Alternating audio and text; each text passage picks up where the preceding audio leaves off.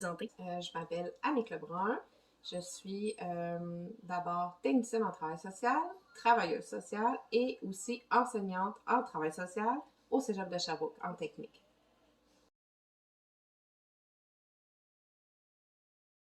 Le travail social, c'est quand même assez complexe, mais en même temps, ce n'est pas.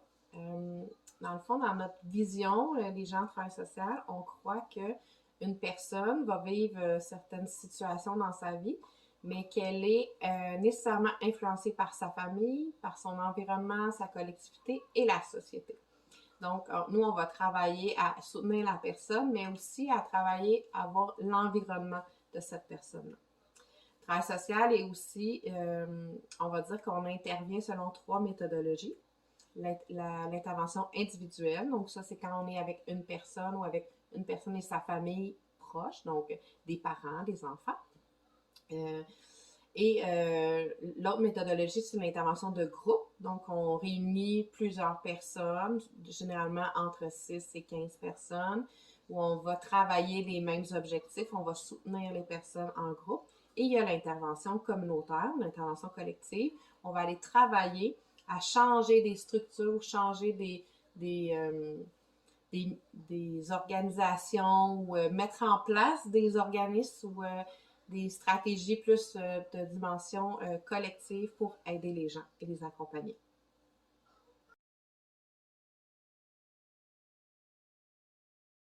En fait, il y a souvent 2 possibilités. Donc, il y a la technique en travail social qui est offerte au Cégep. C'est un programme qui n'est pas préuniversitaire, mais qui est une technique sur 3 ans. Il y a aussi la possibilité d'aller faire un baccalauréat. Et il y a aussi la maîtrise et même le doctorat en travail social. Donc, soit on devient un technicien en travail social avec la technique, soit on devient un travailleur social ou travail social avec le bac, la maîtrise ou le doctorat. Il y a souvent comme 3 grandes familles. La première, c'est le communautaire, donc les organismes communautaires. On peut penser dans notre région à la Croisée des Sentiers, aux services budgétaires populaires, aux cuisines collectives. On peut aussi travailler dans le domaine public. Donc ça, c'est les organisations du gouvernement, gérées par le gouvernement, donc notamment les commissions scolaires. On peut avoir des travailleurs sociaux dans les écoles. Puis aussi dans le réseau public, donc les CLSC, les hôpitaux, ce genre d'organisation-là. La troisième catégorie qui se développe beaucoup dans les dernières années, c'est le domaine privé. Donc, c'est souvent des bacheliers ou des gens avec une maîtrise qui vont offrir des services au privé aux personnes là, qui souhaitent les consulter. En fait, quand je suis sortie de l'école, je savais pas trop dans quoi m'en aller. Ma mère me disait d'aller en travail social, puis comme j'avais pas envie d'écouter ma mère, je suis allée en arts et lettres, un domaine très connexe. Pour ensuite m'en aller en technique de travail social. J'ai fait ma technique de 3 ans au Cégep du Vieux-Montréal, à Montréal. Ensuite, j'ai travaillé pendant presque 15 ou 16 ans, surtout dans le domaine communautaire. J'ai travaillé en entreprise d'insertion sociale auprès de personnes qui souhaitent dans le fond, se réinsérer sur le marché du travail. J'ai travaillé dans un centre de femmes pour aider les femmes dans différents domaines, de la violence, les difficultés financières, les difficultés en tant que mère. Donc, permettre aux femmes là, de briser leur isolement puis de les accompagner dans leurs difficultés. Ensuite, j'ai travaillé dans le développement communautaire dans la région, ici. J'ai aussi travaillé pour Dira Estrie, qui est un centre d'aide pour les aînés victimes de maltraitance. Et à ce moment-là, je donnais de la formation, puis j'avais vraiment envie d'aller enseigner au cégep. Donc, j'avais besoin d'avoir mon bac pour pouvoir le faire. Alors, j'étais allée faire mon baccalauréat en service social à l'Université de Sherbrooke. Et parallèlement à ça, ce que j'ai fait, c'est que j'ai aussi travaillé à Info Social Urgence Détresse. Donc, Info Social, les gens ont sûrement entendu parler dans les derniers temps, on en a parlé beaucoup. On contacte le 811 option 2, donc on a des intervenants qui répondent au téléphone. Alors moi, je répondais au téléphone. Mais on a aussi des intervenants qui ont une Padjet Et lorsqu'il y a un besoin dans la région, quand on répond au téléphone puis qu'on dit, ah, ça nous prendra peut-être quelqu'un sur place, bien, on va envoyer des intervenants terrain pour aller faire de l'intervention. Alors, j'ai aussi fait ça. Puis, quand j'ai terminé mon baccalauréat, j'ai eu la chance de pouvoir être embauchée assez rapidement au Cégep de Sherbrooke. Donc, c'est ce que je fais depuis quelques années. Et parallèle à ça, je fais aussi de la pratique privée un petit peu pour me maintenir en action, là, en intervention.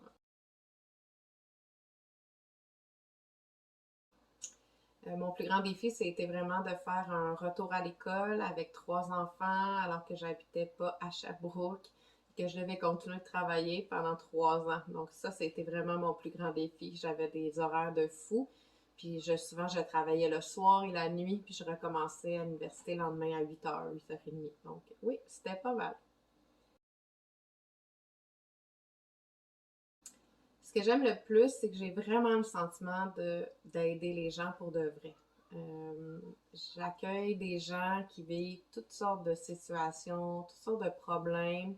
À Info Social Urgence Détresse, c'est des situations qui étaient souvent très traumatisantes, des trucs que peu de gens ont vécu dans leur vie. Donc, ça, j'aimais vraiment ça, apporter du réel soutien aux gens quand les gens sont grandement souffrants.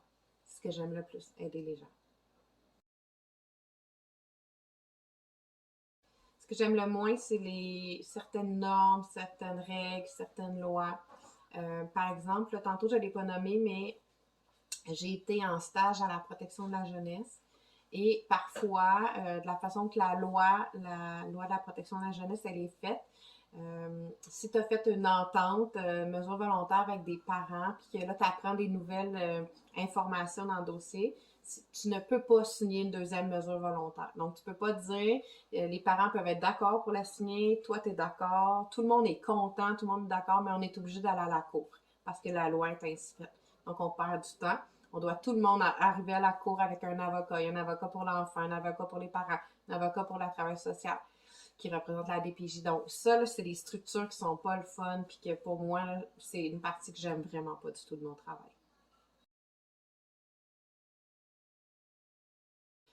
J'ai vécu beaucoup de situations, puis mes collègues aussi.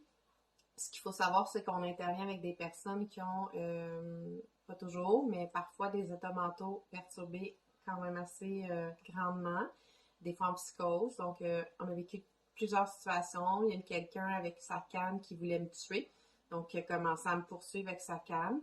Les policiers ont dû intervenir. C'était quand même cocasse. Il y a une dame qui m'a déjà appelé pour connaître le numéro du LSD. Donc là, je savais pas si elle voulait avoir un numéro de pocheur parce qu'elle se trompait de place. Finalement, pour comprendre qu'elle voulait avoir le numéro du CHSLD. C'est pas tout à fait la même chose. J'ai des collègues qui sont intervenus avec une dame qui avait congelé son chat. Aussi, des gens qui disaient qui attendaient de se faire manger par un ours dans leur maison. Donc, plein de situations là, de ce type-là. J'ai même des collègues qui ont écrit une lettre à des gens imaginaires parce que ça aidait dans la situation. Donc, on fait vraiment de tout là, dans mon travail.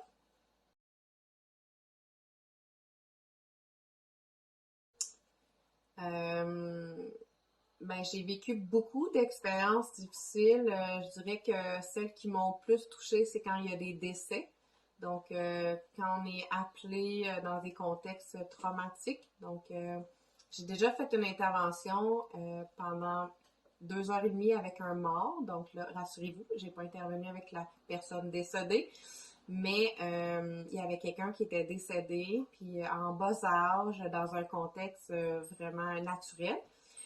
Mais où la femme de ce monsieur-là ne voulait pas partir de l'hôpital. Elle voulait pas quitter son conjoint, donc il fallait aller faire l'intervention auprès de la personne. Mais j'avais quelqu'un de mort à côté de moi là, pendant 2 heures et quelques. J'ai fait plusieurs interventions en contexte suicidaire, mais les trucs dans des situations de décès, quand des parents, leurs enfants sont trouvés décédés, c'est assez triste, ça. C'est vraiment touchant.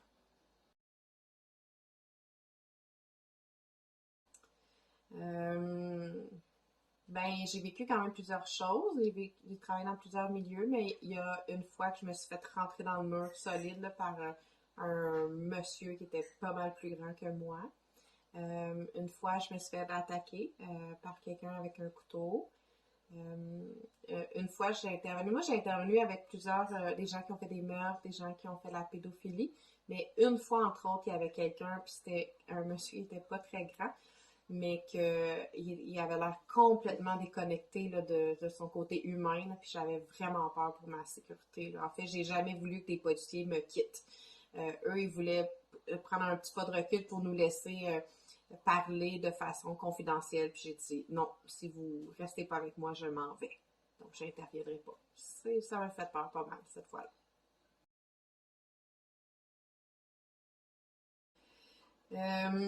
La situation là, qui me semble que j'étais vraiment décontenancée de ça, j'ai dû aller intervenir. On était en janvier. Les policiers nous avaient appelés pour aller intervenir dans une famille où il y avait des personnes qui avaient le syndrome de Diogène.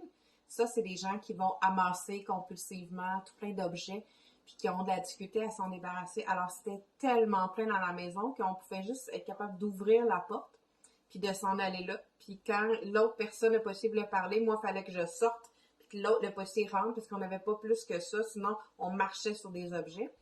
Et cette famille-là, il y avait 4 personnes qui étaient sourds et muets. Donc, c'était pas facile. Je ne parle pas le langage des signes. On a travaillé vraiment fort pour essayer de se comprendre. Puis, il faisait tellement froid dans cette maison-là que j'avais des crayons à l'encre qui n'écrivaient plus. Alors, je devais aller dans mon auto, partir mon auto, faire réchauffer mes crayons, puis revenir, puis continuer d'écrire dans la maison parce que mes crayons, ils gelaient. Donc, puis là, les policiers ne voulaient pas laisser la famille là, fait qu'on a dû faire beaucoup d'interventions pour pouvoir les aider. Ça, c'était particulier.